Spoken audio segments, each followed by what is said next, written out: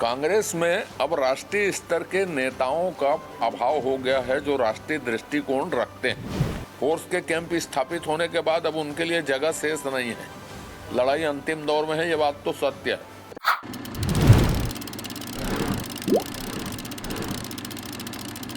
महादेव सट्टा के साथ ऐप के साथ किसका नाम जुड़ा है, विधानसभा में हम पहले दिन से बोल रहे हैं।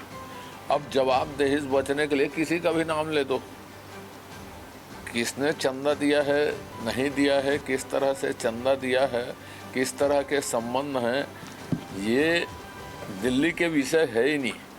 उसकी उपज भूपेश बघेल जी के गृह जिले से हुई है और ईडी में कार्रवाई में सिर्फ और सिर्फ कांग्रेसियों के नाम है, दूसरों के नाम नहीं है। और उसमें जो लोग अंदर हैं वो सत्तारूढ़ दल जो थे, भूपेश बघेल जिस पार्टी को बिलोंग करते हैं उस पार्टी के लोग अंदर हैं। तो इसमें श्री अमित शाह का नाम लेना तो राजनीतिक धूर्तता है, धूर्तता के अतिरिक्त कुछ भी नहीं है। सरकार है, स्टेट में भी सरकार है, बंद क्यों नहीं? बंद होना नहीं होना ये विषय नहीं, वो तो किसी और नाम से चल जाएगा। सवाल यह है सरगना के ऊपर कार्रवाई करने का, जो लोग उसमें लिप्त हैं उसमें कार्रवाई करने का, समझ रहे हैं ना।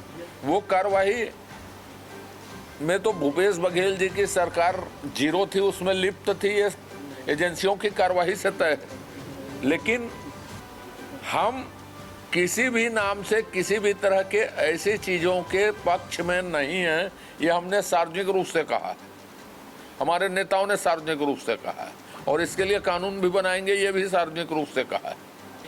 नहीं, रोड मैप का विषय नहीं है। आंतरिक सुरक्षा, बाह्य सुरक्षा बीजेपी का कोर एजेंडा रहा है और कोर एजेंडा के तहत ही जो थोड़ा बहुत छत्तीसगढ़ में बाकी है उसके लिए भी 3 साल की डेडलाइन खींच दी उन्होंने और सार्वजनिक रूप से कहा।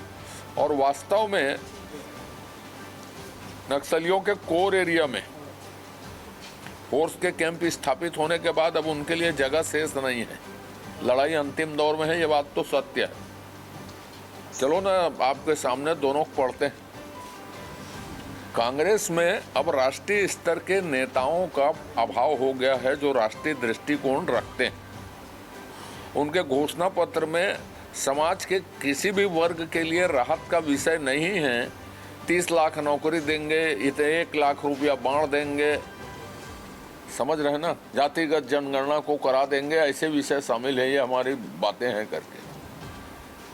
गरीब के लिए क्या कर रहे हैं, इलाज के लिए क्या कर रहे हैं, किसान के लिए क्या कर रहे हैं, देश के लिए क्या कर रहे हैं, आंतरिक सुरक्षा के लिए क्या कर रहे हैं, made in India, make in India से लेके स्टार्टअप से लेके आंतरिक सुरक्षा, बाह्य सुरक्षा, गरीब, मछुआरे, किसान, कौन सा ऐसा वर्ग है जिसके लिए खेल कूद, अंतरिक्ष, जिसके बारे में भाजपा के घोषणा पत्र में बात नहीं की गई हो। और इसलिए मैं कहता हूं कांग्रेस को ससम्मान ये स्वीकार करते हुए कि हमारे पास राष्ट्रीय दृष्टिकोण, अंतर्राष्ट्रीय दृष्टिकोण का अभाव है।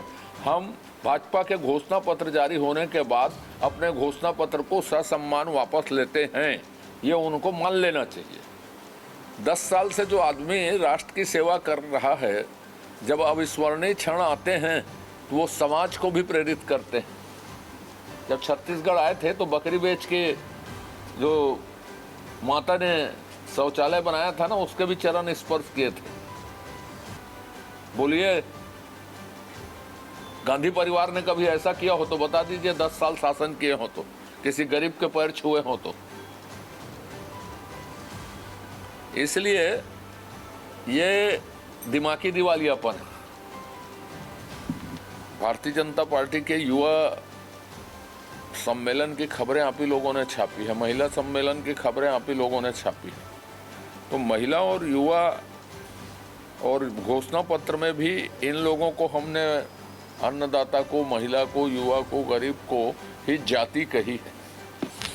तो उनका सशक्तिकरण, उनका एम्पावरमेंट, उनकी मजबूती देश की मजबूती है और ये हमारे कार्यक्रमों में प्रमुखता से नाम जपती है बीजेपी। वैसा है, कांग्रेस के 3-4 शब्द पेटेंट है।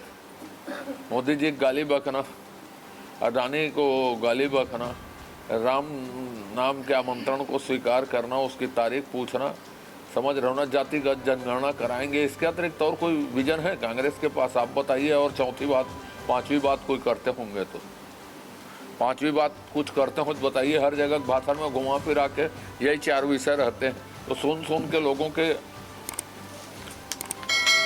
देश प्रदेश की सभी बड़ी खबरों से जुड़े रहने के लिए हमारे YouTube चैनल को लाइक, शेयर और सब्सक्राइब करना ना भूलें। साथ ही लेटेस्ट खबरों के लिए बेल आइकन को प्रेस